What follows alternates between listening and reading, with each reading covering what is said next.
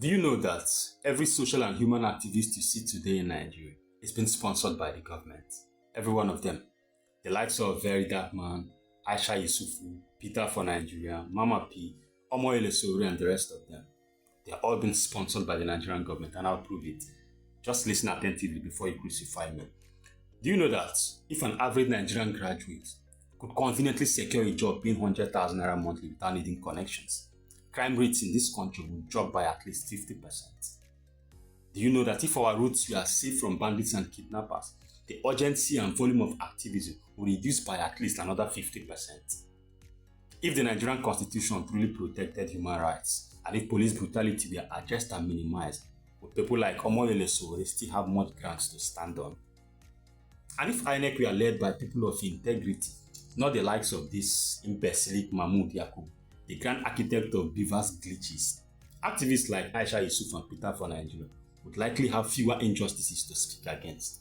Every activist you see today is merely an offshoot of a systemic failure. If the system worked, activism would shrink.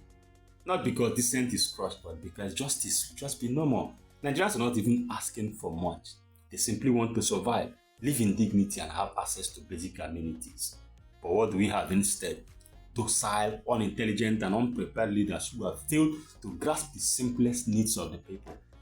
How can a government parade the likes of Wike, a federal minister who seems more interested in throwing verbal punches than actually doing his job?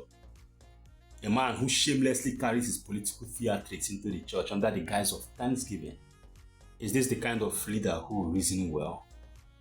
Or do we talk about Akpabio, whose legislative role seems reduced to flamboyant prayers and embarrassing brows with female senators?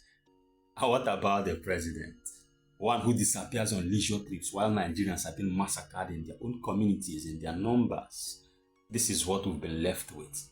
Leaders who can think beyond their noses, who don't realize that the best way to silence criticism is to perform your duty competently and conveniently. Nigerians are not obsessed with politics. If you keep them productively engaged, they won't care about how much you've stolen or what office you're lobbying for. They will focus on their lives and not your sins. But instead of doing the work, our leaders spend more energy trying to bribe opponents, arresting dissenting voices, hiring thugs to disrupt elections, deploying glitches instead of transparent voting patterns, buying over governors to switch parties. Just do the fucking damn job, and the need for propaganda, suppression, and distraction will disappear. It's very simple. Today's activists are largely peaceful, but if this dysfunction continues unchecked, the next generation may not be. And when people who have lost everything rise, they do not protest with placards.